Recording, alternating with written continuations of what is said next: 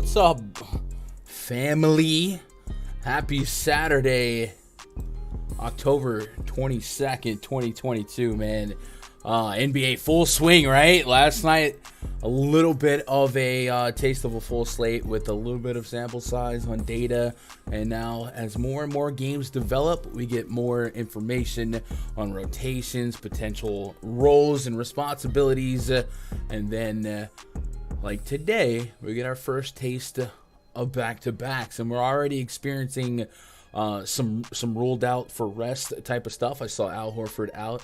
And then we also got a couple of injuries already making waves, and that is the nature of the game for NBA DFS, right? Find the news, take advantage of the news. The news creates value, and voila. So we out here, and on a Saturday, right? So hopefully the Saturday streams, we did a lot of Saturday streams last year.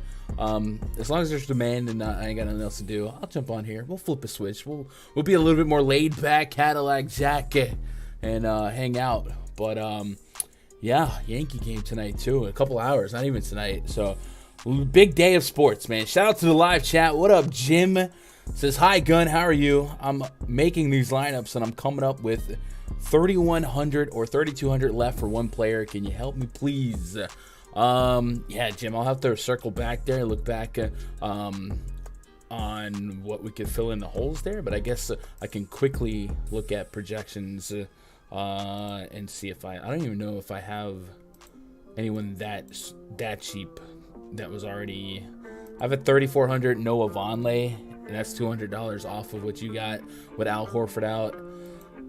Yeah, I don't know, man. We might have to rebuild, right? Shout out to Duckin3, Tyrell Floyd, Nate D, Fish Fan. Just a sea of years. I love it. Can't stay long. Make sure y'all hit that like button. I appreciate that. That's love. What up, Jared Bell, Chronic in the Hizzy, Vic David. Crazy night last night. Yeah, it was pretty wild. What up, Pojen?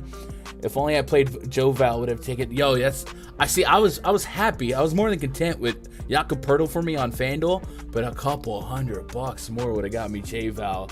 Really, my only regret in single entry was kind of a 2v2 yesterday, and it was like Trey Jones and a medium to high power forward to Bradley Beal and Bruno Fernando. And Fernando got hurt, and Beal was just like not that great for fantasy, so it is what it is. But we still cashed. For me, last night was profitable, so I'm pretty happy with that. What up, Caleb? Got the buffalo chicken sandwich from Nuke's Eatery. Buffalo chicken, man. I don't know. Is that like covered in buffalo sauce? Because I don't like that. Bing bong. Bing bong. Fish Fan 0073 super chatted $9.99. First stream of the season for me and just wanted to be the biggest D. He's swanging it. The biggest D goes to Fish Fan as we got less than 10 days left in the month, man. What's up, Scott? What up, Black Main? Jalen Smith killed my best lineup. Yeah, it's kind of rough out there. You guys want to look at some scores? We'll talk some basketball here in a minute, but we want to just live in the yesteryear. Let's bust open at least the DK scoring, right? As always, if the music's too loud, too little, holler at your boy. Let me know. We'll fix it. What up, Frankie? How you doing? John Morant led the slate in fantasy points. No surprise there. My favorite play of the day. 49 real points, 4 rebounds, 8 assists. 5 threes. Big game for him. Pascal Siakam. I didn't have any Siakam yesterday. Even reverse engineering the slate, I'm just like, man, that was a big slate. That one fell through the cracks. I was going guard heavy. Siakam, massive game, 37 minutes, matched real point per minute production, and also triple doubled. Incredible game from him. If you had that, Jonas Valanciunas went bananas, 30 real points, 17 rebounds. We know to pick on the Charlotte Hornets, but good golly, Miss Molly, another real point per minute production type of game, and J-Val was essentially at value for FanDuel at half, so everything else was just butter, and 60 fantasy points was insane. Will the Pelicans kind of stagger those ceiling games? I think maybe. McCollum, Ingram had a good game. Zion's gonna have big games. J-Val's for all intents and purposes, their fourth option on offense, and it was just too good of a matchup against that Hornets front court. So kudos to the J-Val shares. Jokic did what he had to do at 11.2K. Really didn't need him at the end of the day because of his price point. Terry Rozier, big game out of him. Damian Lillard, he was my hammer on FanDuel. Had a ton of him, 41 real points, another almost real point per minute match. And then Lauri Markkanen. Guys, I don't know if you've spent any time in the summer tracking like overseas basketball or preseason, but Lauri Markkanen is just on a different planet right now. And I had him at 10% yesterday. I wonder how quick his price will adjust and how sustainable this is. But this isn't like... It's not like this hasn't been happening in the summer. So I'm going to keep playing Lauri Markkanen if he's on the south side of 7K. Tyrese Halliburton was a slow burn. Felt like we got there in the second half. And he only got 27 minutes when it was all said and done. 12 assists. DeJounte, big stock game again. 4 steals. I think he had 6 steals in the game prior. 20 real points. Another triple-double threat. So that's what we're looking at the top. Any surprises? Jordan Clarkson, 48. Yusuf Nurkic, 48. Anyone else that maybe surprised you guys, let me know. Jalen Green, big game. Alperen Şengün, and this might be the run back here. We'll look at it a little bit more. Remember, Bruno Fernando got injured, and there was a little bit of controversy about Fernando starting over Şengün. Today, a hat-cappy Şengün against a Bucks front court might be something that is volatile, but we'll talk about it. But we know Şengün per minute is just insane for fantasy. Nick Claxton, a big fantasy game. Anyone else that you guys feel like you slept on and you're like, man, how did I miss that? I didn't really feel that way outside of maybe like a Siakam, but a 70 bomb from Siakam is just crazy. But yeah. Siakam drops his nuts on the Nets constantly. Does he? Is it a thing? Pascal Siakam, DKP by game log versus Nets. Let's go last 10 games. I don't know why, like, I just didn't have an inclination to play Siakam last night. I also don't know why I can't type the English language. Biggest against the Hornets. Yeah, that's always been a thing for sure. Siakam, yeah, 73. Prior to that, 39. I mean, he's been a point per minute for fantasy, but 70 is pretty high up there. He did drop a 65 February 5th, 2021, 39 minutes. But it's just, I guess this is one of those teams I'm so used to not going after unless somebody's out, right? Van Vliet, Gary Trent, not so much Anunoby, but man, he just did his thing. So shout out to Siakam, right? Pacers dumb rotation screwed me. That game got weird, right? We go look at that. Anything you guys want to look at too before we jump into this slate? Let me know. 3-point game last night. Yeah, Pacers ended up keeping it close. Halliburton in the second quarter, I guess the starters just got popped, right? Where everyone sit the F down. This ain't working. And they turned it to the second unit. McConnell, Bataze, Nemhart, Nesmith, guys like that. Now, that's probably something a little bit more anomalic than not. But because of that, Halliburton only saw 27 minutes, and there's probably a good chance he sees 30-plus in a more competitive game. Today projects to be competitive. And not that this wasn't competitive, but in a game script that he doesn't get benched halfway through the second quarter, you know? What up, Shark? Cool fall day. Yeah, I'm looking at 84 degrees. I'll take it. Do the Bucks blow out the Rockets and make that game irrelevant fantasy-wise? That is the question we ask ourselves. I feel like 50% of Bucks slates. And how often does Giannis still get there 50, 60 fantasy points in 25 minutes? I think it's pretty often. Giannis Antetokounmpo. Is this a query DKP by game log? How would I search this? DKP by game log under 30 minutes, last 30 games. I don't know if that's going to work, but yes, we know Giannis can be a big-time point of the crew. All right, here we go. So 30 minutes or less. So let's say you are scared of a blowout. Is it possible for Giannis to go bananas for 50, 60? Yes. 63, 28 minutes against the Pistons, 58, 28 minutes against Memphis, 59, 30 minutes against Chicago, 67 and 28 minutes against OKC. So we're going to be wrestling with that. We're going to have value. We're going to have ways to build balance, all kinds of cool stuff. So let's jump into it. First, I want to mention that this stream is brought to you by powered by RunDFS.com. If you guys want access to my spreadsheet, projections, my player pool, stuff like that, go to RunDFS.com, click VIP memberships. We have basketball tonight. We have NFL tomorrow. And I haven't looked at the NBA slate. A lot of times I'll usually chill on Sundays after NFL locks, but because it's the first weekend, maybe I can squeeze in some NBA coverage as well. So we'll try to get that going. But go check it out. Every membership right now comes with a voucher towards a Fantasy Cruncher subscription. So it goes hand in hand with an optimizer if you're trying to manage a portfolio of lineups. And then we have the NBA season deal and the 2023 year pass deal. The sooner, the more valuable on that year pass for next year, because you can get the rest of this year, right? Makes sense. It makes sense, don't it? Let's get caught up in chat. Voice chat today pre-lock. Yeah, after this stream I'll be in voice chat. You might have to forgive me because the Yankees will be playing while I'm in voice chat, and it's going to be a stressful situation for your boy, but I'll be in there, and I'm sure you guys are going to be watching MMA and stuff like that, college football, stuff like that. But we will be in the Discord over at RunDFS.com. By the way, yeah, when you do get a membership, you scroll up, you click VIP portal. There's going to be a link to a couple spreadsheets and a link to the RunDFS.com premium Discord. That looks something like this one. And then right about here, I'll be in the NBA voice chat. You guys can jump in there, right? Cool. Capiche. Lit. Yeah. No Eric Gordon. It's just Easton show out opportunity. Possibly. He's going to play small forward for the Cavs.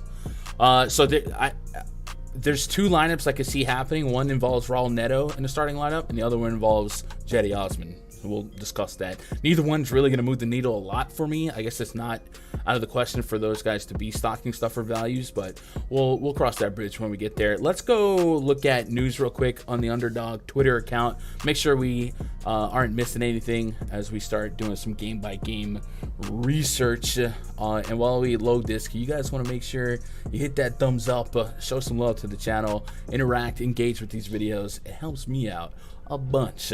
News via Underdog NBA Twitter.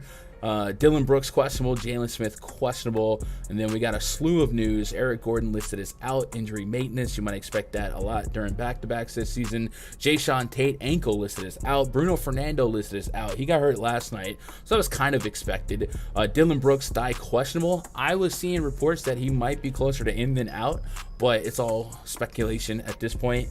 Isaiah Livers, that's irrelevant. You're saving irrelevant. Victor Oladipo listed as out. You're probably going to get a lot of that this season. Jalen Smith questionable. Al Horford listed as out. Back injury, back maintenance, I would say. You'll probably see a lot of that on back-to-backs this season. Zach LaVine listed as available, and I believe that's all, the bulk of the major, right? We got some news for Sunday. I guess we got Boucher ruled out. So if you want to run back Siakam, sure. All right, that's it, right? I didn't miss nothing, right? We good. Have Commerce Dylan Brooks 3 for 25 with 2 assists, taking points away from my boy Ja. Yeah, Ja might settle down here. Ja was part of a marathon last night. That was a shootout with the Rockets last night. We'll see how he reacts on a back-to-back with potentially another scorer in Dylan Brooks, another ball handler, and a rested Mavs team that plays scrappy defensively, right? All right, let's jump into the slate. Game number 1, the Detroit Pistons at the Indiana Pacers. Project starting 5 for the Pistons: Cade Cunningham, Jay Nivey, Sadiq Bey, Bojan Bogdanovic, Isaiah Stewart, taking on Tyrese Halliburton, Chris Duarte, Buddy Hield, Jalen Smith, and Terry Taylor. We're still living life without Miles Turner, and then we have to work with a couple of floating injuries to keep an eye on. Let me see if we can get an update on Jalen Smith, who I had a Q tag on when I threw all these names into the spreadsheet. It is a 229.5 total, 1-point spread in favor of the visiting Pistons. Pistons on the wrong side of a blowout last night against the Knicks. Yo, Sean, I appreciate that follow. Welcome to the channel. So this one should play way more neutral, and because of the blowout last night, I actually mentioned this on the No House Advantage videos we did on Stochastic this morning. Bojan didn't play in the fourth quarter last night, so if you're game log watching, you might be worried about the minutes there because all their starters did play in the fourth quarter, right? Cade Cunningham, Ivy, Isaiah Stewart, Sadiq Bey. But Bojan clocked out in the third quarter, didn't come back. Feel like there's a good chance he's going to get 30, 32 minutes in a more competitive game, even more so. And this is a really good matchup. The Indiana Pacers have just been an atrocious defense, really, since the Sabonis trade at the end of last season.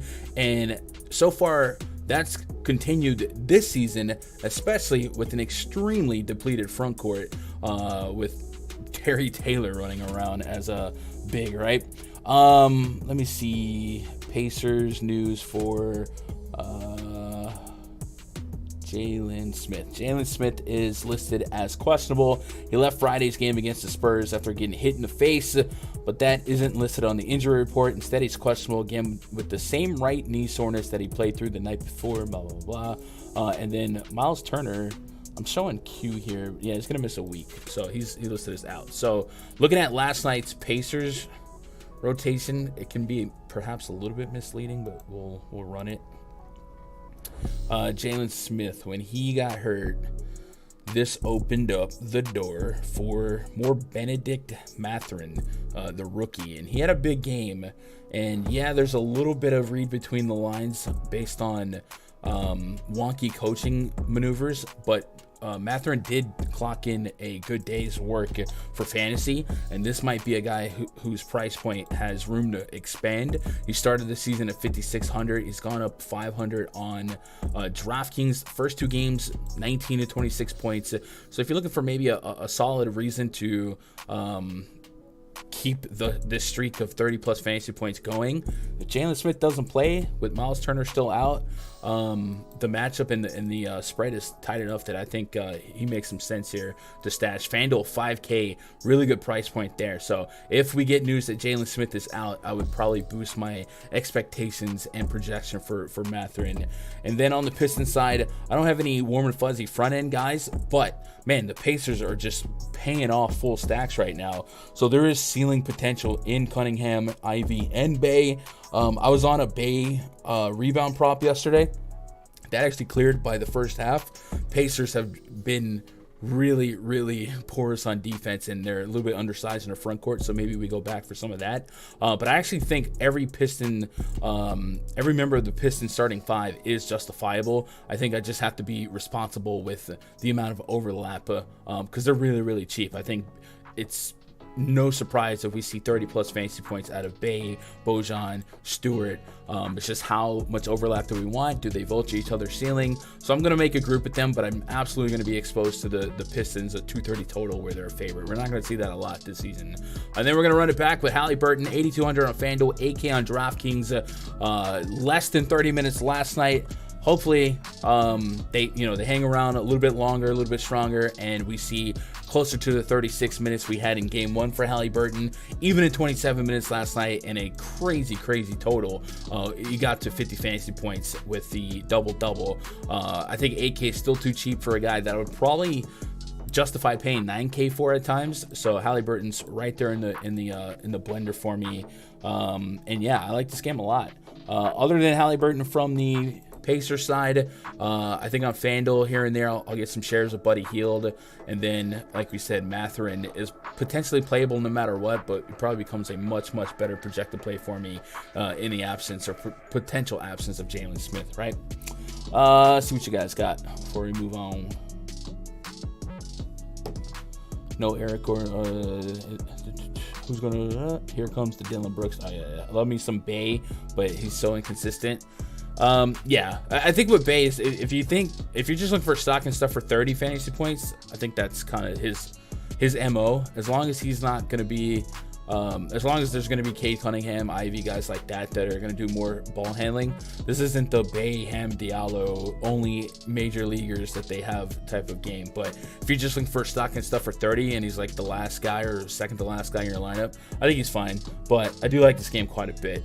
Next game on the docket, a little bit of news to cover here. Boston Celtics at the Orlando Magic. Project starting five for the Celtics. Marcus Smart, Derek White, Jaylen Brown, Jason Tatum, and Noah Vonleh? Huh? Yeah. Al Horford out, Robert Williams out. So that's who we're sliding here into the front court here. Orlando Magic project starting 5. Cole Anthony, Terrence Ross, Franz Wagner, Paulo Banchero, Wendell Carter Jr. Injury list for both teams here, certainly notable. Markelle Fultz listed as out, Gary Harris, Jonathan Isaac, and Jalen Suggs. That's an important one because last night Suggs actually started ahead of Cole Anthony as Cole Anthony was coming back from a little bit of a banger. So what we did see is that when Suggs got hurt in the third quarter, Cole Anthony came in, essentially closed out the game, still logged 28 minutes. So it's encouraging to see that much minutary. And then we probably expect Cole Anthony to be not only the primary ball handler, but maybe potentially underpriced. Theoretically, I don't love the matchup. I think it's a tough defensive matchup, and it's an uphill battle with a near double-digit spread on a back-to-back. But at 5,900, there's a case for 30-plus fantasy points. So just on a per dollar basis, probably should make the player pool. A true test here for Banchero. It might match up a little bit more with a guy like Jason Tatum, 7,600. Can he keep this type of production up?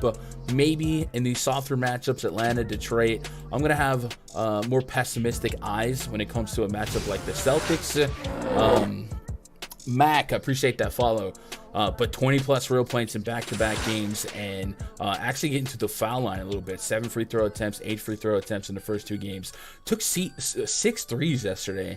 Incredible. So, I don't know. If you guys have a stronger sense of confidence on Banchero, let me know. I do think this is probably the first time I'm going to be a little bit light on him. I did have action on his over real point prop yesterday on PrizePicks, but at 7,600, I don't feel like I'm too enthralled with having to get there. I have less than a 40 fantasy point projection on both sides. I think that's fair. Celtics side here, without Horford, Noah Vonleh is really, really cheap on both sides. 3,800 on FanDuel, 3,400 on DraftKings. We go pop open the minute rotation for Boston. John, love the stream. Not having a great day. Thanks for the lift. Hey, man, I appreciate that, John. I'm sorry to hear about your day, but the day goes the way our mind wants it to go, all right? We can hit that reset button. There's still plenty of time left, man. So let's make it a good one, man. Don't let negativity win out. Love Cunningham as long as he doesn't get 2 fouls in the first 90 seconds. Yeah, that's always the best. Have family members come through the same. Man, it's all love, man. All love. Positive vibes and thoughts and prayers and love to you guys if you're going through it. So Noah Vonleh last night logged 14 minutes. Didn't close out the fourth quarter. Obviously, that's what Horford did. Is there a world where Vonleh minimum projection here is 25 minutes? Do we get even more? Does he for sure start? Right, we still have Grant Williams in the toolbox. Luke Cornett technically could. I would assume, just based on the depth chart and the minute rotation, that Vonleh is next man up. But we'll keep an eye on that, ear to the ground. But I think from where we're standing now, Vonleh is kind of too cheap if we're going to give him, at worst, a 25-minute projection against this Magic team. So can we get a point per minute in 25 minutes? If so, I think he's probably going to be a pretty decent shot at value, and more than likely one of the more trendy value plays. I haven't looked at ownership projections yet, but off the top of my head, I can't think of a ton of impeccable value. I guess maybe the Rockets might open up some. Let me see. Vonleh, control Vonleh. Yeah, I don't think that's right. I'm looking at a really low projection, but we'll see. If it comes out, and this is part of the first games on the docket, if it comes out when they announce the starting lineup that he is the starting center, I think he'll pick up some steam. Because looking at the grand scheme of today's slate, especially at the center position, I guess we do have Jokic, Sabonis, Siakam. Maybe there's some pushback. Is Vonleh forward? No, he's just center only. Maybe there's some pushback. It reminds me of Fernando on night one, so maybe. What up, T-Money Time? I appreciate that sub, man. Welcome to the channel. What do you see of value in the Boston game? Someone you put in the lineup for sure, like a lock. Man, I hate to lock the Celtics, especially in a potential blowout with this spread. I think I would lean the most on like a Jaylen Brown at 8,300 on a FanDuel. I think there's enough room for upside at that price point. Tatum, I feel like he's efficiently priced. He can get you 50, 60, but at this point, he essentially needs to get you that. So for upside there. And then Marcus Smart, I think we get a super solid projection on that price point, under 6K on both teams. And if I'm not mistaken, last season, Cole Anthony led, when Cole Anthony was on the court, the turnover rate for the Magic was pretty high. I actually just refreshed that. So let's go 2022 NBA Hollinger stats. Is that the right? Maybe we look at those team stats. Doesn't have to be Celtics either team. Okay, well, just like points per dollar projection wise, there is room for value on both sides. We are wrestling with a potential blowout. But yeah, let's see, turnover ratio. Last season, I guess Orlando wasn't that high up.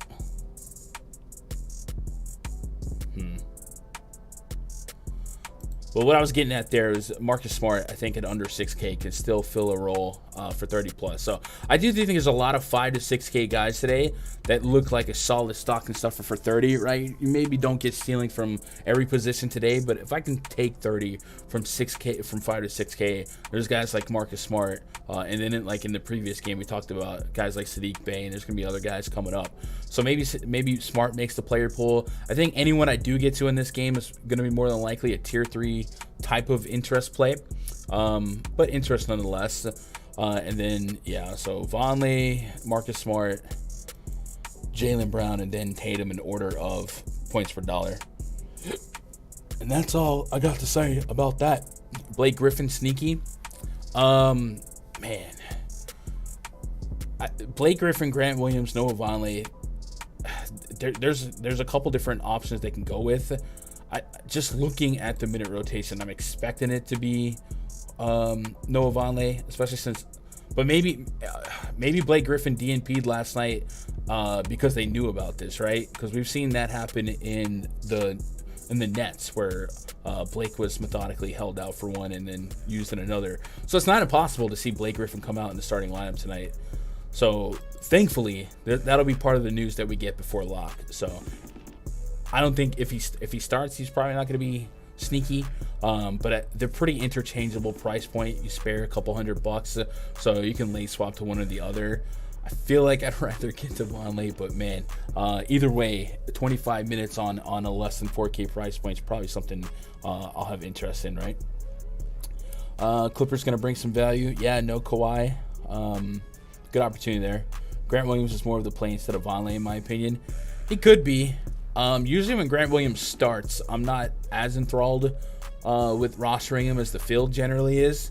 He did have a big game in the playoffs last year, but it's easy to get lost when you're sharing the court with Tatum and Brown and guys like that. So I think at the end of the day, we're kind of splitting hairs. Like whoever's in the starting lineup is likely going to be the highest owned value play on the team, but we just don't know for sure. So yeah.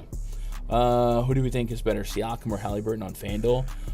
Probably in the interest of the way scoring is over there, with the stocks getting that much more credit, probably Siakam.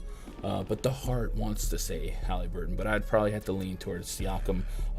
Projection-wise for FanDuel, when I sort from most to least, Siakam, I got Siakam sitting at around 42, and Halliburton around 43, so plus minus 1 point margin of difference. So it's basically a coin flip.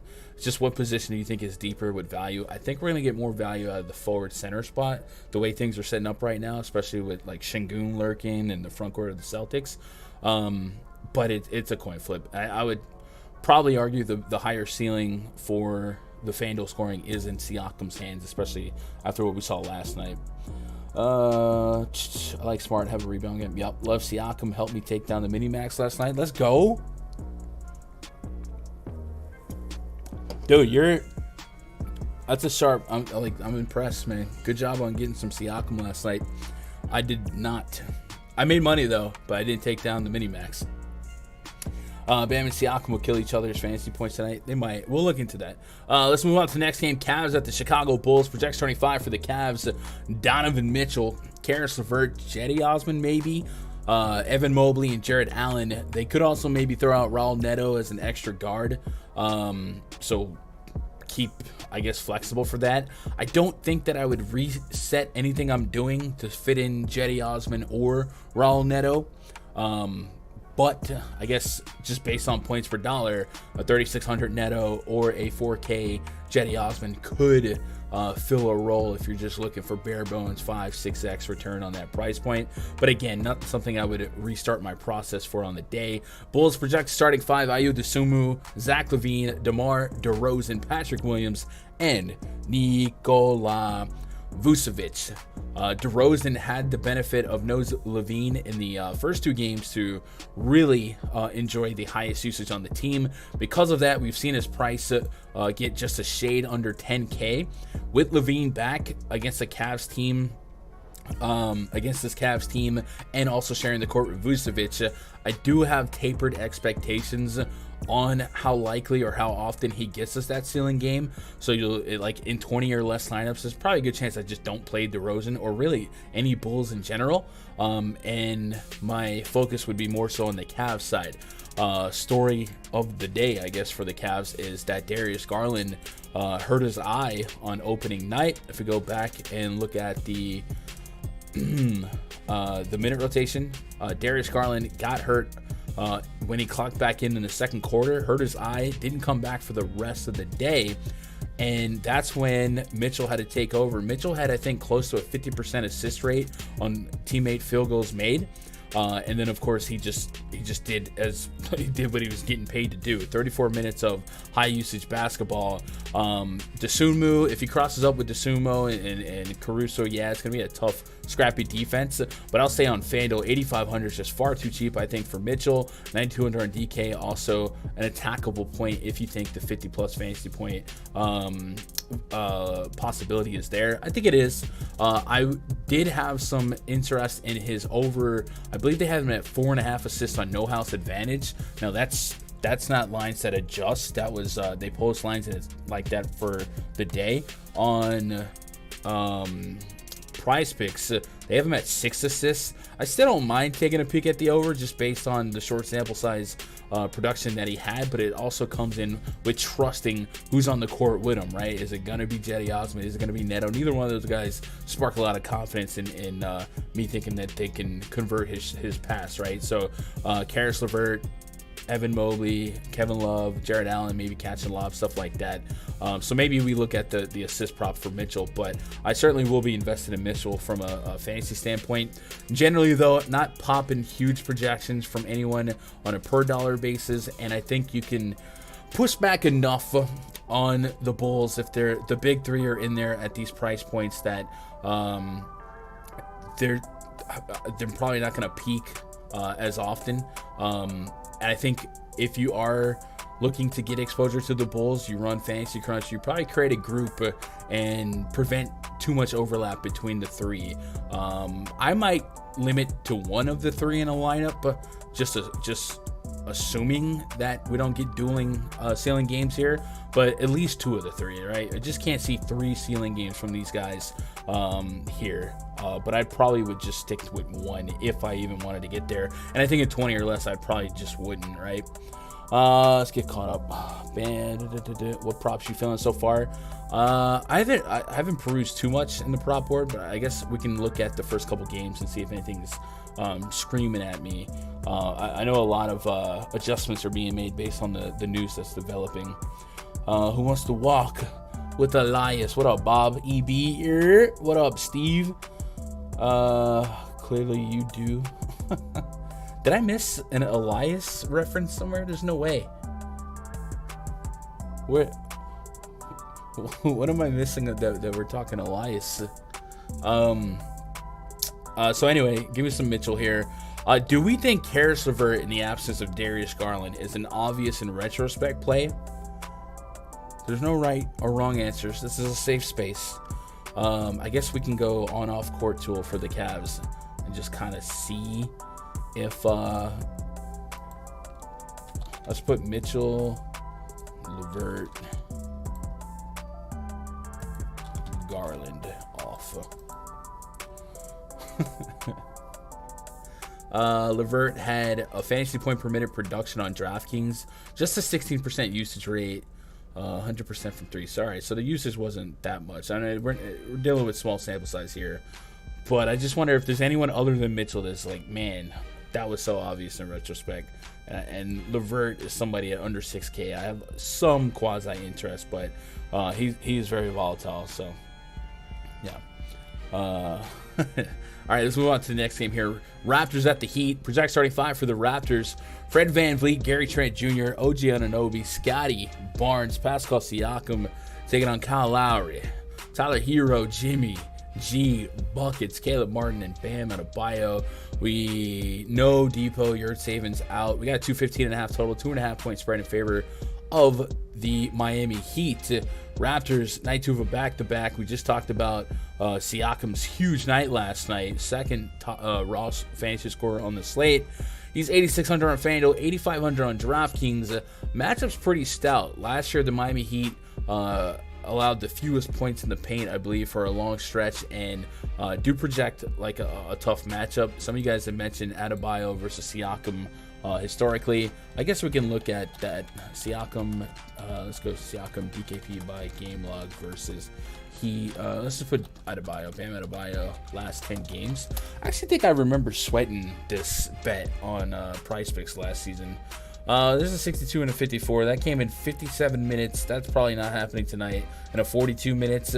Thinking in 35 minutes or less, we can live with more of a modest 40-ish point projection, which is pretty much what you want, what you need. So what are you guys doing with Siakam? Do we not chase night two of a back-to-back against the Miami Heat? Or do we still think maybe there's meat on the bone at that price point with no Boucher in the mix?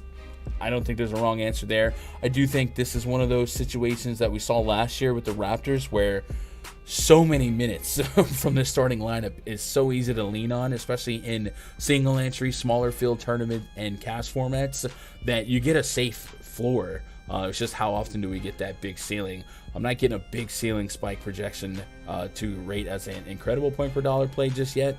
But I'm curious to see what you guys are thinking about Siakam. On the Heat side, I'm pretty well down on this game as a whole. I think pricing is fine. Lowry's 52, 54. You could see 30 there. Tyler Hero, I think, maybe has the most upside as a points per dollar play. We saw him accomplish that last night, right? I think he pushed 40 fantasy points. 40 last night, 37 in game one. Tougher matchups. I guess you could make a case for Caruso DeSumo in game one, and then the Celtics defense with White and Smart. So maybe he's a little bit more matchup proof in this spot. So maybe I jot his name down, but I certainly wouldn't be overly excited to be super invested in this game, and I probably just cherry pick some one-offs. I'm thinking Tyler Hero is going to be the guy that points per dollar is the most interesting for me. What do you guys got? Let's see what happens. I don't hate him. I'm going to take over. Siakam's 50-50 for me. Little coin flip action. All right, we'll see if more value develops. Like I said, I think in the front court, fantasy-wise, there's more value opening up in those positions than there is in the guard side of things. So naturally, a lot of lineup builds are going to be going that way, but maybe that's more merit for building backwards and being more contrarian. But it's just so much easier for value centers to hit than value guards. Big guy catches rebound on accident, right? What up, Conscious? Hope you're doing all right. Look at you guys, over 100. You guys just chilling. Love it, vibing out. All right, let's take a pause here. Let's go look at some of the PrizePicks boards and see if there's anything that we can get some action on. So I was definitely high on the Detroit Pacers game. So Detroit, anything that's standing out here? We have 37.5 fantasy point line for Cade Cunningham. I haven't projected for 45, so that's like a 7-8 fantasy point discrepancy. So I might be somewhat interested in that. Look at the first two games, well over a point per minute, and this is the best matchup in game environment that they've seen so far. So I could be pretty interested in the Cunningham play there. Is there a line that's softer, more comfortable than the fantasy point line? 20.5 real points, 7 assists, PRA. No, so I might be there on the Cunningham line. So let's start a little lean list here. Let's put Cade Cunningham over 37.5 FPS. And Detroit. What else we got from Detroit? I like Detroit a lot. I had Sadiq Bey over 4 rebounds yesterday. I think he had 5 in the first half. He still cleared.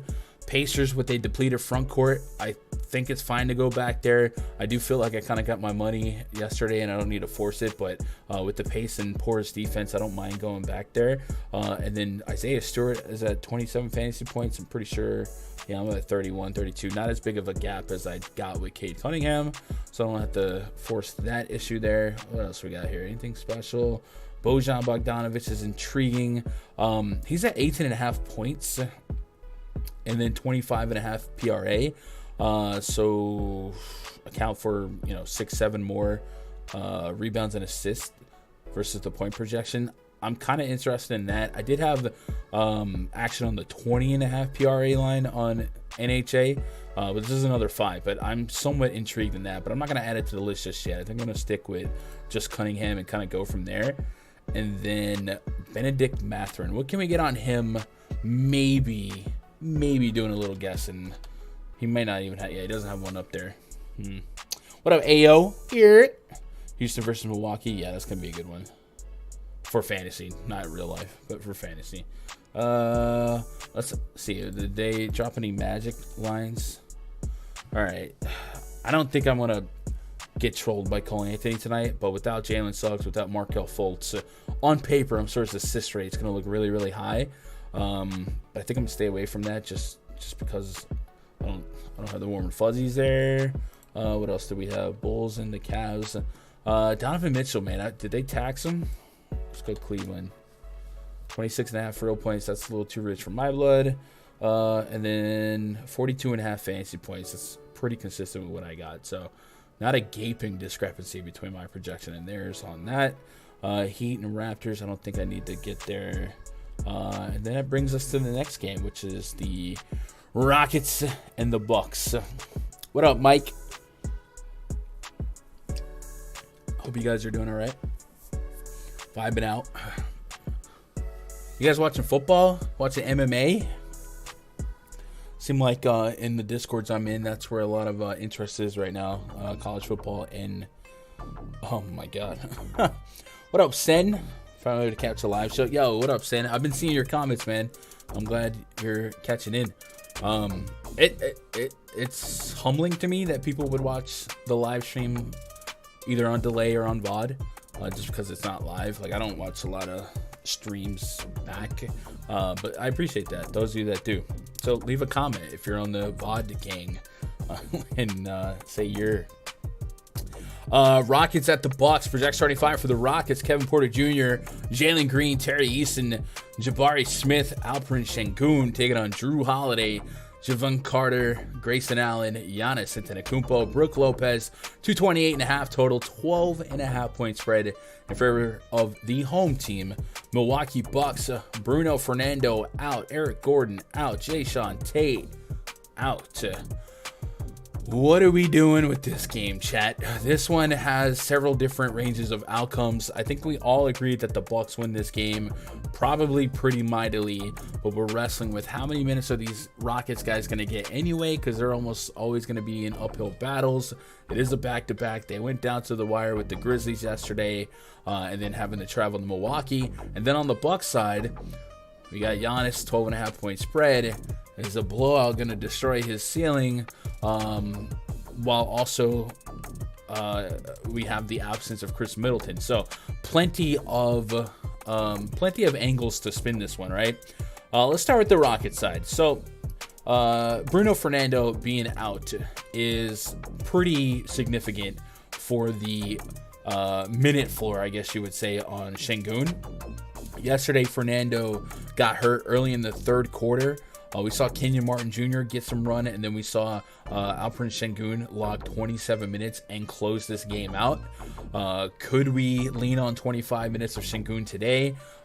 Yes, if we do get just 25 minutes, and yes, he's very foul prone and could get in trouble against Giannis in this front court.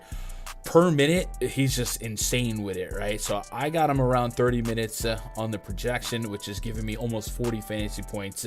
And I haven't peeked over at other industry projections, but I gotta imagine that my model's not that drastically different elsewhere. Did we have a PrizePicks line? Sometimes we could just use them as a baseline. No, we don't. Okay.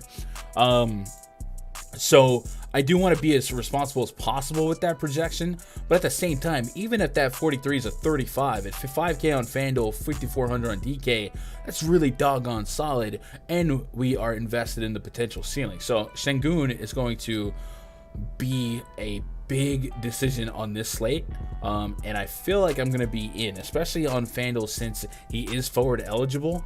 I usually like to punt one of my power forward spots to fill in a ceiling, and he has a ceiling worth getting. So Şengün, sign me up. Does he for sure start? I would hope so. It seemed like it was down to him and Fernando. I know Kenyon Martin checked in when Fernando got hurt yesterday, but yeah, I'm just gonna ride with that. Now, without Eric Gordon, who's more likely to take the shots, and what game script is what does the game script do for the shot selection? Well, Jalen Green's a guy that we know will chuck double-digit threes if you let him. And without Eric Gordon, I think that is probably going to be something we see. 5 3-point attempts yesterday, 7 in game 1. I do think that could push 10. And then KPJ, who, by the way, got moved to point guard only on both sides yesterday, we'll have to do a little bit of everything, facilitate, and he'll also probably push 20 shot attempts, right? We look at what Eric Gordon was contributing, 12 shot attempts, 9 in the first 2 games. So I think Jalen, in the how does this game stay within 20-point scenario, it's Jalen Green is hitting threes, in my opinion. And then, yeah. So with that said, I think Jalen Green is appropriately priced at 6,200. I'm getting a 6x projection if you like that ROI. 38. I would love to say that the game script should be there, and we know Milwaukee can let other teams hit those threes, right? They were one of the league leaders in three-pointers allowed per game last season. So yeah, I just hate banking on the volatility of a three-point dependent shooter, but it is something that we saw down the stretch last year. So no Christian Wood, no Eric Gordon, and Jalen Green probably takes 20 plus shot attempts. That's my guess. What does PrizePicks have Jalen Green at, if anything? They have him at 20.5 real points. So if we imply Green at 20.5 real points, 30 fantasy points, I'm slightly on the over on that projection. The only thing that's kind of pushing me back right now is the back-to-back and the that's it. That's the back-to-back. But he's young, right? Let's see what you guys got. Your Şengün is much higher than it isn't much higher. Okay. I think the Bucks let this game stay close. I'm gonna stack this game. Okay. What's up, J. Cole? Jermaine Cole. Let me look at. I don't want to do it right now. But like I say, even if 43 is too aggressive, even at 30 at 5K in a forward spot on FanDuel, I'm in. Is Şengün center only on DraftKings? He is. That becomes more of a decision. But I think on FanDuel, it's going to be hard to get away from that for me. Didn't KPJ drop 50 on Drew before? Fantasy points? Kevin Porter Jr. DKP by game log versus Drew Holiday last 10 games. What's up, David? What's up, boy from Cali? What up, Aunt Maurice? Here. Hope you guys are doing all right today. He put 78 DKP, 41 minutes, 50 real points in that game. And yeah, Drew Holiday did play. The Bucks threw out Giannis, Middleton, and Drew. So yeah, that did happen. KPJ is at 7,200 on both sites. I'm getting a solid projection there. How do we attack this game? I think that the slate question for me is, what do I want to do with Giannis Antetokounmpo? Because the two guys that are likely to lead the slate in fantasy points are probably going to be in more lopsided spreads. So when I sort the highest projection to greatest to least, Giannis is at the top. There's Luka, then there's Jokic. Giannis could still drop 60 in 28, 30 minutes, and 60 raw points on a bigger slate where we're going to have value means a little bit more, right? We don't really overrate the point per dollar value on the double-digit salary guys. So if we wanted some Giannis, is it reasonable to maybe put him in a group with a Jalen Green, a Şengün, a Jabari, some of these Rockets, and up their percentage on their projection just so that they would land a little bit more with some Giannis? Or do we just want to run Giannis by himself? Just something to think about as we're making our fantasy cruncher pools. I think it's fine to do either. And then Drew Holiday, 7,600 on FanDuel. I like the projection I'm getting on him at 46 fantasy points. And you remember dating back to last season, the Rockets were a league leader in turnovers allowed. And we saw DeJounte Murray log, 6 steals in game one. So Drew Holiday, who, has made a name on defense, 1.6 steals per game last season. This could be a spot for FanDuel scoring to really favor him and him to pick some more pockets, especially taking advantage of life without Middleton for a little bit longer. 36 minutes opening night against Philadelphia, 26 fantasy points, 2 steals, 15 shot attempts, was very inefficient, 13%, but the shot volume was there. I don't think that the Bucks are scoring 90 points against the Rockets today, so maybe Drew Holiday's a sleeping giant that will be a little bit more obvious in retrospect tonight. So I definitely think I'm signing up for some Drew Holiday, especially on that FanDuel price point at 7,600. Do we want to get an official number on Holiday's work or campaign contributions, I guess, if you will, last year with Giannis on and Middleton off? I think it's fair. Brook Lopez good for 1 assist, a rebound, and a pass out, right? I don't know, man. I don't know. That's a tough one because of game script, right? Just expect the Bucks to be protecting the lead. So if the center gets an offensive rebound, he probably just puts it back. But I don't know. He's not that guy, pal. What up, Josh? Might take a stab at KPJ, not expect a 70 again. Yeah, 70 is up there, but we don't need it. Over a fantasy point per minute with Giannis without Middleton, 22% usage rate. And then, yeah, like we said, the defensive peripherals definitely have an opportunity to be there today. And then maybe a couple of those steals turn into pick sixes, right? So I like the 7,600 price point on Drew Holiday. I'm getting 46 fantasy points, 15 shot attempts where he hit just 2. Does that mean we get a lean on Drew on PrizePicks that maybe he's low there? 40 fantasy points? No, we don't get a break there. So it is what it is. Give me Drew on FanDuel though. All right, do we move on from that? I will personally have Şengün in the mix. I will probably have shares of Porter, Green, Jabari Smith, more so on FanDuel than DK for Jabari Smith, and then Şengün. I'm terrified of foul trouble, but I'm also cognitive of that he might just generate a lot of those fantasy points in the second half, maybe in the fourth quarter, because they're depleted when it comes to their front court. So, Brook Lopez, I got that one. Saving spots for Clips Kings, I dig that. Şengün, Isaiah Stewart, Smart, Isaiah Jackson. That's a lot of guys that could get you 30. Şengün, I think, has a true ceiling there, right? If we run that, if we give them all 25, 30 minutes, I think the guy that hits 40 plus fantasy points the most is probably Şengün. So depending on how you play, that's how I'd rank that. So yay or nay on Giannis? What was the Giannis ownership projection that I had earlier? He was projected as the highest owned player on the slate. Well, that makes that debate a little bit tougher, right? What are you doing, chat? You playing Giannis or no? I think I have to. I just think there's too much value here this early in the season, this big of a slate, that his 60 raw points just have too good of a chance to still be optimal and build around it. So I think the answer for me is yes. I think it's certainly more so on FanDuel than DK, but we'll see. We'll get there. Let me skip. But I'm curious to see what you guys are doing with him, because I'll be seeing you in the streets tonight. You know what I'm saying? All right, did I miss missing some auto-modded stuff. 155 viewers, man. Can we get some more likes? I like to get to at least 100 likes per video. That's kind of the goal. And then as the season progresses, we'll try and push 200 plus. All right, let's go to Dallas. Dallas hosting the Memphis Grizzlies.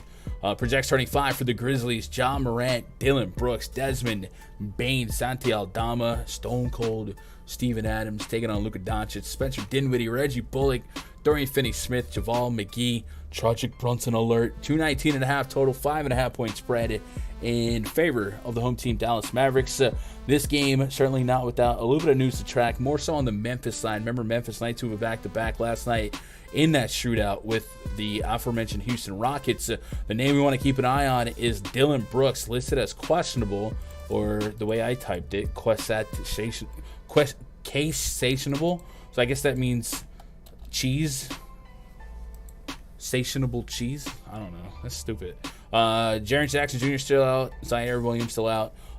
Dillon Brooks is significant enough news that we want to keep an eye on that. The pulse I had last night when I was doing a little bit of light research was that they kind of expected him to play, but the fact that he's been relisted as questionable throughout the day, I'm not overly confident in that statement. It says, after being doubtful to play in their first 2 games, Brooks seems to have a real chance to play in this one. If he does return, it will be the end of John Concher's run as a premier fantasy asset. Concher's been spectacular. All right, cool. So left eye soreness, we don't know yet. 8:30 p.m. Eastern game, so an hour and a half after lock. Wouldn't expect that we want to play Dillon Brooks at a high clip, but it certainly moves the needle enough on the potential for Ja Morant and Desmond Bane that it is not insignificant news. So we'll keep an eye on that. Let's pull up the NBA Wowie tool here for the Memphis Grizzlies.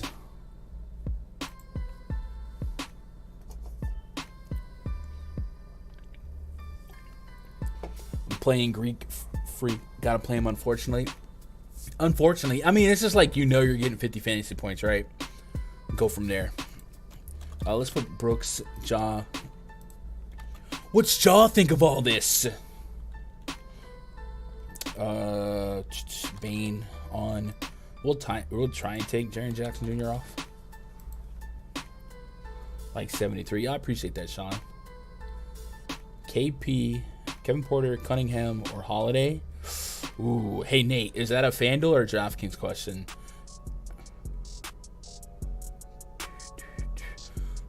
If it's a draft or if it's a FanDuel question, probably Cunningham in a 1 point spread 1. I guess either one. Then Drew Holiday kind of like right behind him. The only thing that's scaring me on Holiday is the potential spread, but I do like the thought of his steal potential, right? It could be truly be a 4-5 steal game for him. And then Kevin Porter, because of the back-to-back to travel the lopsided spread. So Cunningham, Holiday, then KP for me. Yeah. For me. 88 minutes of sample size last season of Ja Morant, Dillon Brooks, Desmond Bane, no Triple J. And it goes like 34% usage rate on Ja, 18% on Desmond Bane, 28% on Dillon Brooks. Now, there are other names in here that don't exist anymore. The Andersons got tickets to the game. How'd they get tickets? Brandon Clark off the bench. D'Anthony Melton moved on. But still, enough of an impact that it would at least diminish my expectations on Desmond Bane. Ja Morant at 10.4K on DK, 9.9K on FanDuel. I don't expect this game to shoot out or be the pace that they had last night. So I'm going to be less invested in him, but he's still going to lead the team in usage and likely have the strongest shot at 50 fantasy points in this game, not named Luka Doncic. So that's probably the bulk of my interest. I think on FanDuel, Santi Aldama is still probably too cheap in life without Jaren Jackson Jr. So he's going to make the player pool for me. 31 minutes last night, 38 minutes in that overtime game against New York. So it kind of lets us know, hey, 30 minutes, 30 between 34 minutes is probably a regulation expectation, and he does just enough of everything. I mean, 8 points, 9 rebounds, 3 assists, 3 blocks, 1 steal. I'm in on him at 4,600, where 30 fantasy points would just make me really, really happy at that price point. I got him projected for right about 30, so give him to me. The Mavs side is probably just going to be Luka for me, and I'm out.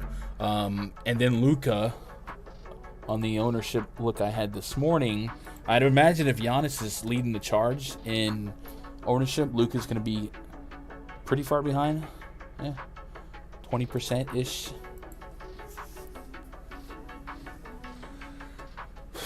I definitely rank Luka above him, but I'm getting Luka at the... I'll say this. Is there a 10% more probability that Giannis outscores Luka tonight? Again, no wrong answers. That's just a thought process I'm having. With the as lopsided of a spread as they're dealing with, right? Whereas this Mavericks game is at 5.5 point spread, and Luka's rested. So maybe I'll work with that. Yeah, I don't know. Just Luka for me. Santi Aldama. Everything else is probably tertiary. And then we move on. Dylan Brooks, my least favorite player in the league. Always screw you one way or the other.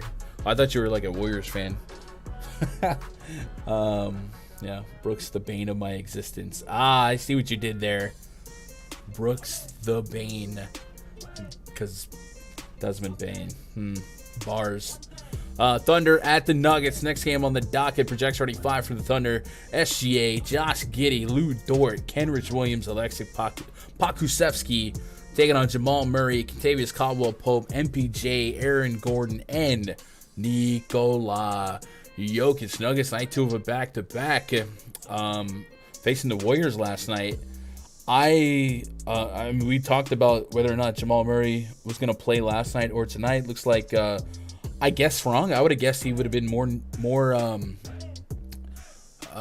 appreciated to beat the Warriors, but I guess they felt like the right move was to hold him out for the Thunder here. So we do have Murray, and we have one of the largest discrepancies in prices from site to site.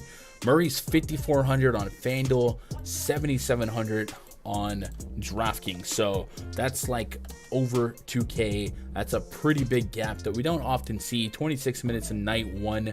I think he got hurt, and then but how many minutes did we truly miss out on? 'Cause remember, he is coming back from a lot of time off. Murray, night 1 against Utah. Murray, he played the fourth quarter, so was there no fouls too? So I guess we do have some worries about his potential minutes here.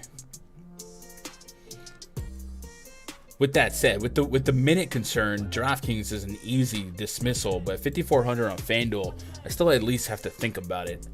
Jokic was a top 5 scorer last night. Does he get put in the shadows of Giannis and Luka? He's had to travel. He's on back-to-back. He's sharing the court with Jamal Murray.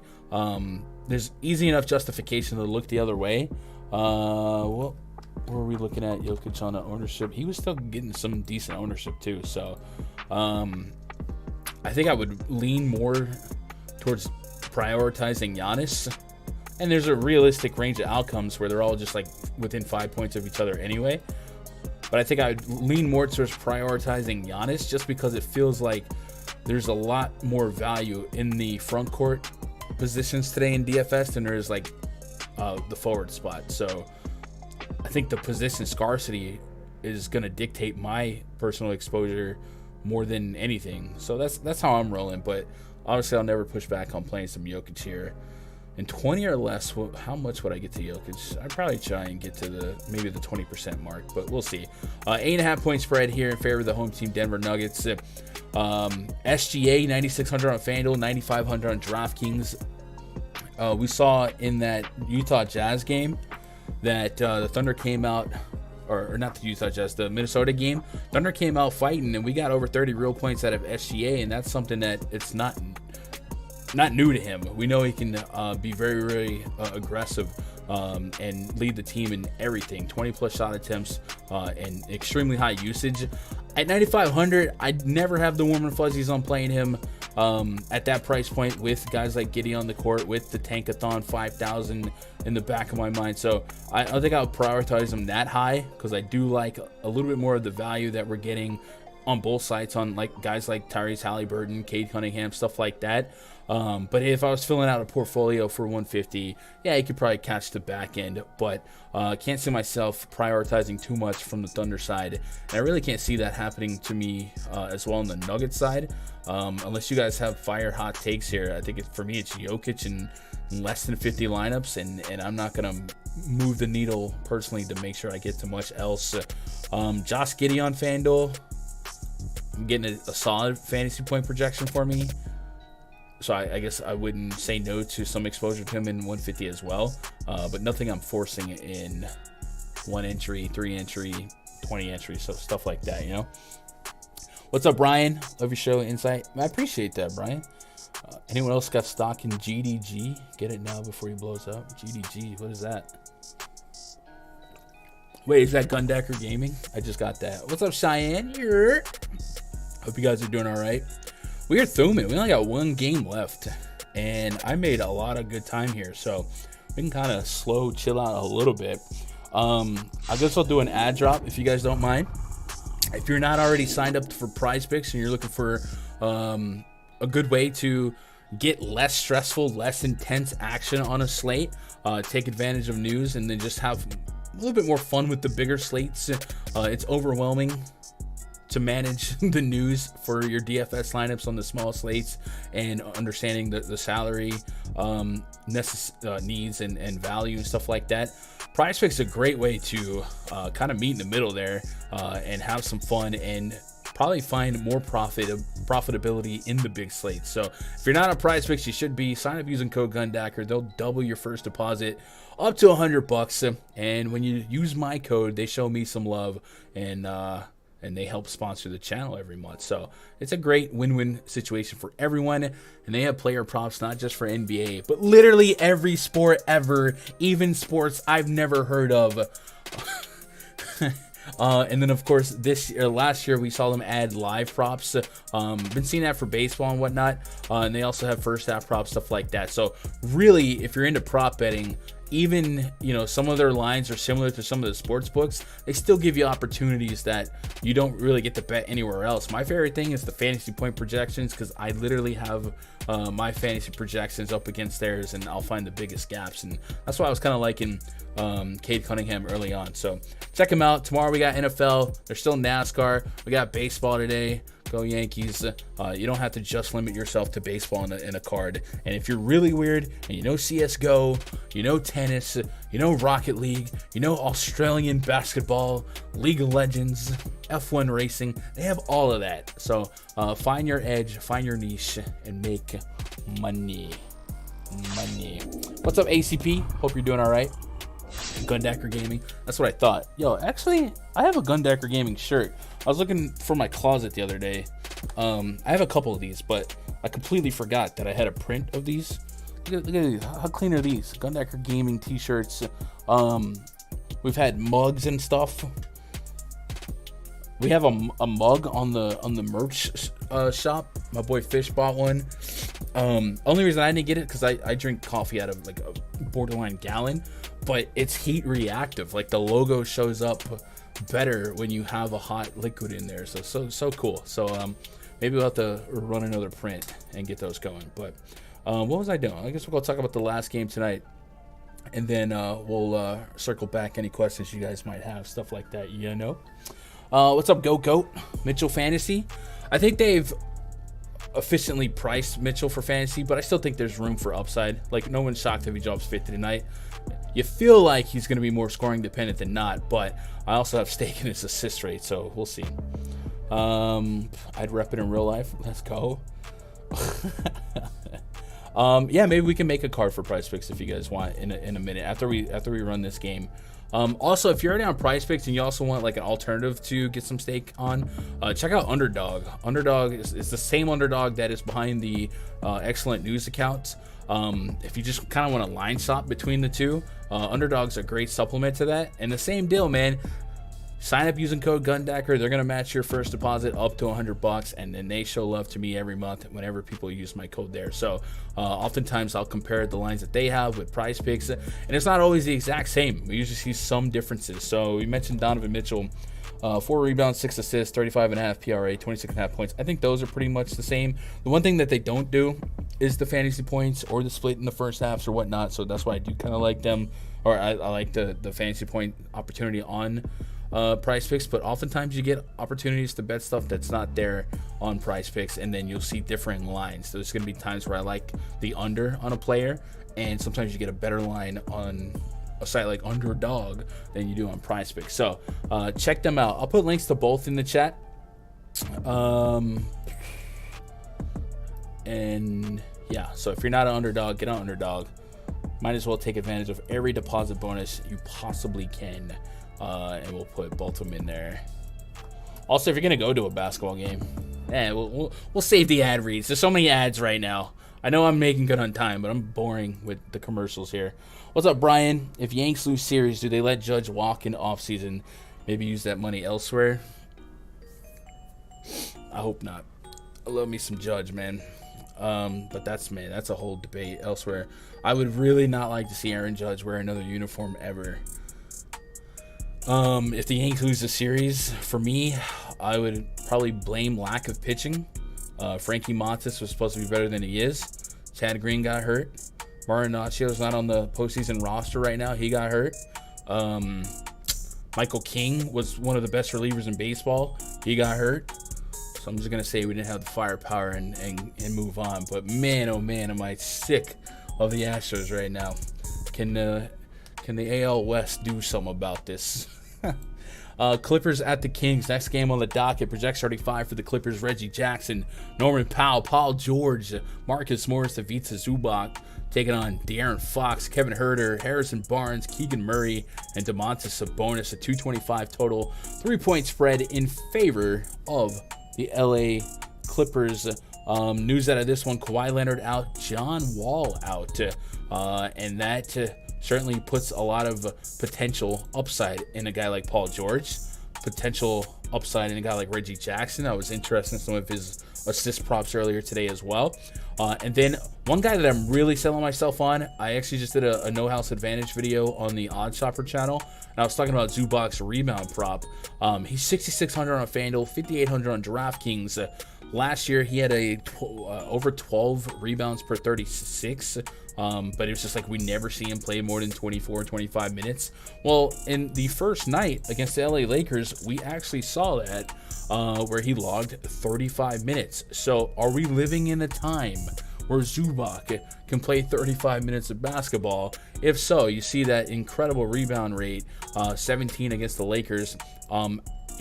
If Zubac's going to be a 35-minute player, and this is still speculation, it could change, but if Zubac's going to be a 30-minute player, but much less a 35-minute player, I think 5,800 is too cheap on DK, and there's still room for growth at 6,600 on FanDuel. So that stuck out to me a lot. I got a absolutely broken projection in the model for him on FanDuel right now. So if we're thinking about some potential PrizePicks plays, Zubac, they have him at a fantasy projection of 29.5, and I'm pushing almost 40. I like that. And their rebound prop is at 11. And earlier I was looking at 10.5 for some action on NHA. So that's gone up. I guess it's steamed up a little bit. So names that stand out right away. Also, Norman Powell, sub 5K is a little bit intriguing, but let's start with Paul George here. When I look at the projections on the slate, Paul George inserts himself into the top 5. Unlike Jokic, he's not on night 2 of a back-to-back. Jokic, you re-add Jamal Murray, a potential ball handler that could take away some usage. With Paul George, you take away Wall, you take away Kawhi. He is rested in a good matchup against the Kings. Luka's in a decent spot, but Paul George is over $1,000 cheaper, and the same at Giannis with a lopsided spread. So Paul George at 9,300 has to do a lot, but he is coming in as a top 5 raw fantasy point scorer for me. So I gotta get there to some extent. And when I was looking at projections earlier, I had Paul George at a very, very reasonable low teens, and that's this isn't breaking news, right? We knew about the Kawhi situation. So I wonder if that's going to sustain and hold up. And if it does, I certainly will lean on Paul George to be one of my more exposed late night hammers too, right? Reggie Jackson. How do you guys feel about Reggie in this spot? Because at under 6K, I think he does have a ceiling of 30 plus, 40 plus, and another positive matchup. I might be more inclined to get more exposure to a prop on him than fantasy, but I'm still not out on fantasy completely. We saw 23 minutes in that first game. We saw Kawhi Leonard close out that first game in the fourth quarter, and then John Wall also logged 24 minutes. Those are two guard facilitators, ball handlers, and that's going to open up some minutes here. So it's not just going to be all Paul George. And I think Reggie Jackson could maybe surprise us. I'm getting a really good projection on him, and I know Norman Powell is capable of doing that as well. But those were the three names that I was most intrigued with: was Zubac, Paul George, and Reggie Jackson, probably in that order. And then on the Kings side, Sabonis, 8K on FanDuel just feels too cheap. 40 plus fantasy points there, almost 50 fantasy point on the projection. This guy's a guy that there'll be times where I'm more than fine with paying 9K for him. 33 minutes against Portland, 28 fantasy points. I expect better. I expect 40 plus more often than not. I do think he correlates just fine with De'Aaron Fox, and they can gel together. And I think 35 plus minutes is a realistic expectation. 10 shot attempts against Portland, 6 free throw attempts. Yeah, I'm going to the Sabonis well, and I'm kind of hoping that some of these slow starter guys, like the Drew Holiday, the Sabonis, right, those guys that we know have a ceiling that maybe dudded in their first game, hopefully stay under the radar, and I can cash in before they show me, right? So give me Fox, give me Sabonis, and give me 3 of these Clippers, and I think we have a lot to work with here. Fox to 8,400 on FanDuel. I think in that 8K range on FanDuel, Fox isn't going to be at the forefront for me as far as my favorites to click on. Like, I think I want more Cunningham, more Halliburton, potentially more Drew, but Fox is still going to be right there for me, and he's right below Donovan Mitchell as well. So one of the good things here, though, is we can put Mitchell as shooting guard, we can put Halliburton as shooting guard, and we can put Cade Cunningham as shooting guard. So there's plenty of versatility with 4 positions to fill with those guys. So kind of like yesterday, where I loved my lineups with Morant, with Lillard, with Beal, with Halliburton. I kind of feel like I'm going right back to the well, because once again, I feel like we get value in the front court, in the power forwards, in the center spot. So that's how I'm going to do it again. But Fox, not in the top 4, but he's still going to be up there for me, right? Let's get caught up on chat, and then we'll get there. Would you create a contest in DK for the finals with the fans? In DK for the finals with the fans? In DK for the finals with the fans? For like the NBA finals? I'm not. Are you just like, we would do a league? I wouldn't mind doing a league, but those are harder to fill up than you would think, right? I say let Judge walk, great player, but too old, injury prone. I don't buy into the injury proneness, man. He broke his wrist on a fastball that hit him with Jacob Junis, and then the diving catch. It is what it is. He's a big man. If he's going to be fearless in the outfield, injuries are going to come. But I would understand if they let him walk, but I really hope they don't. They make a lot of money to justify keeping him. Top 2 value guys on the slate, says Bart. Let me resort the projections. I'm going to keep tweaking these as we get closer and closer to lock. If you guys want up-to-date projections, and actually my player pool for FanDuel and DraftKings, it is behind the paywall at rundfs.com. Click memberships, find something that's for you. Zubac is projecting really well for me. Şengün's up there for me as well. Reggie's up there for me as well. Yeah, those are the main guys. I'll have a lot of, right? Talking under 4K, says Sen. Under 4K for DraftKings. If Vonleh, so the Celtics situation with Al Horford and Robert Williams out, keep an eye out for who is officially starting. Looking at the minute rotations lately, my best guess is Noah Vonleh, where Grant Williams does exist. Blake Griffin does exist. All those guys are going to be cheap enough to kind of fit that role. But I always hate getting too cute at the center spot, but I think they'll project well no matter what. So if you're really dumpster diving there. And then Terry Taylor, if Jalen Smith is out, That's one less body in an already depleted front court. 3,500, another cheap guy. Not in love with that, but it's there. At least you guys didn't choke like my Dodgers gun. Amen.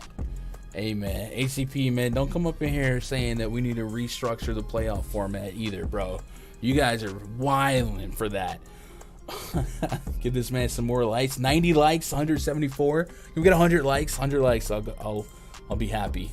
I like Underdog's prop game much more. 20x payouts, and they're much more organized. Yeah, one of the things Underdog did this in the past couple months that maybe you guys didn't see on the streams last year is they added a flex option, right? So it was at one point, yeah, the insurance option.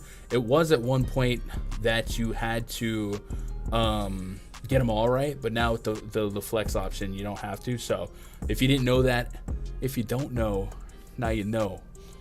What do you think of Keegan Murray in his debut tonight on FanDuel?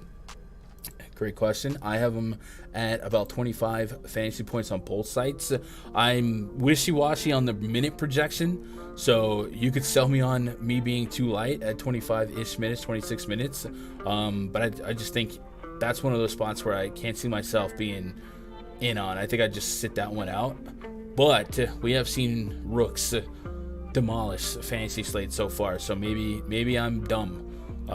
But I just think Sabonis, Herter, Fox, guys like that, maybe enough to vulture, especially if I can't feel confident about a minutes projection. But I'll look around the industry, kind of see if I'm the low man on Murray and go from there.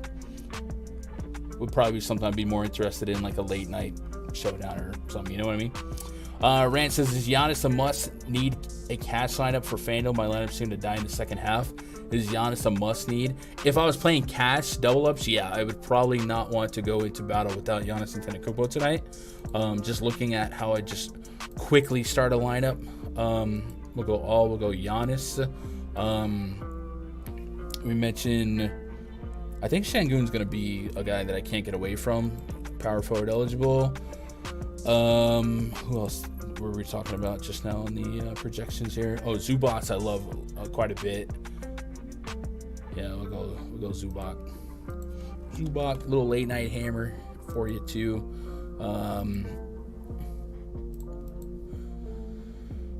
Mitchell I probably want. Halliburton I probably want. I'll run it back with Cade. That's probably a little skeleton that I would kind of start with. I probably will have to cut something up here, but these are some of my favorite names, points per dollar so far that we've discussed. Hey, live life and grow. I appreciate that sub. Welcome to the channel.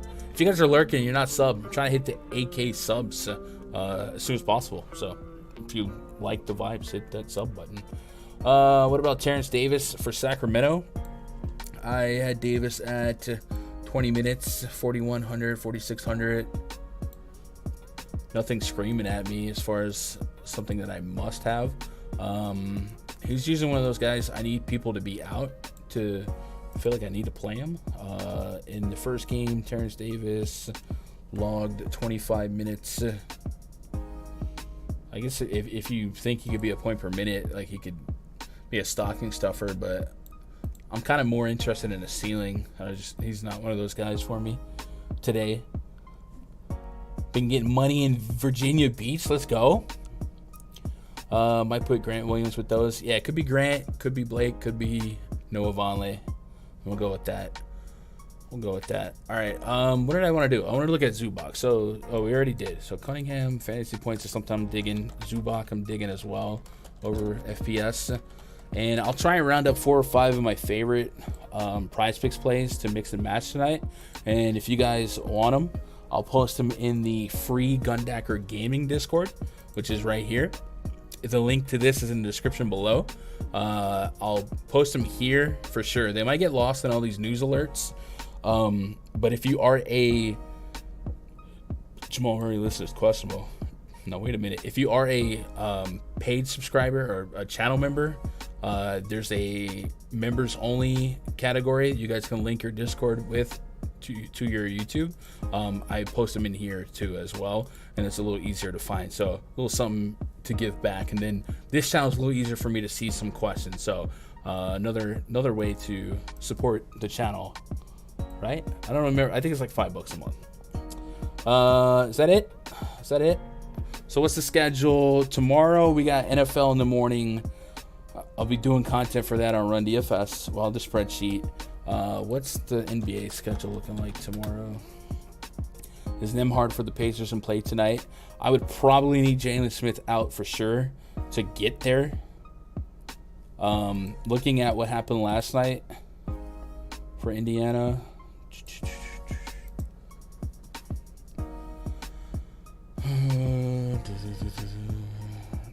Nembhard to play 30 minutes. He picked up a little extra run here in that second quarter, whatever you want to call it.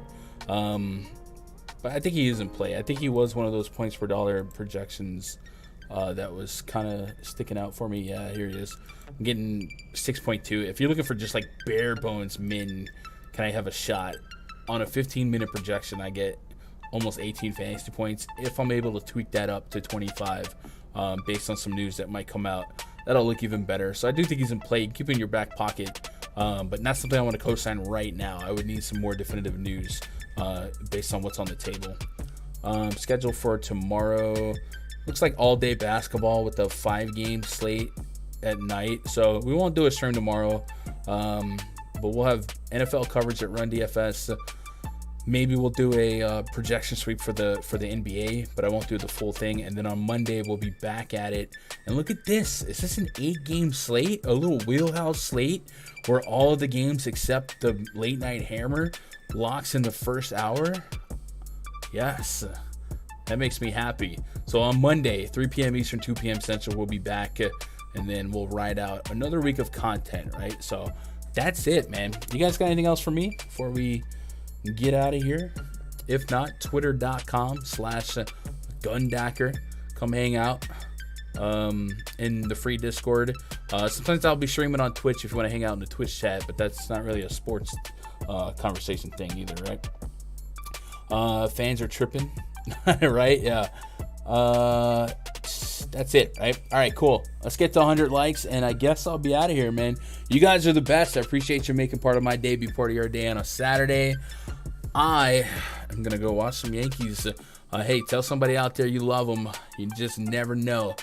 I love you guys. Good luck. God bless. And go win some money. See you Monday.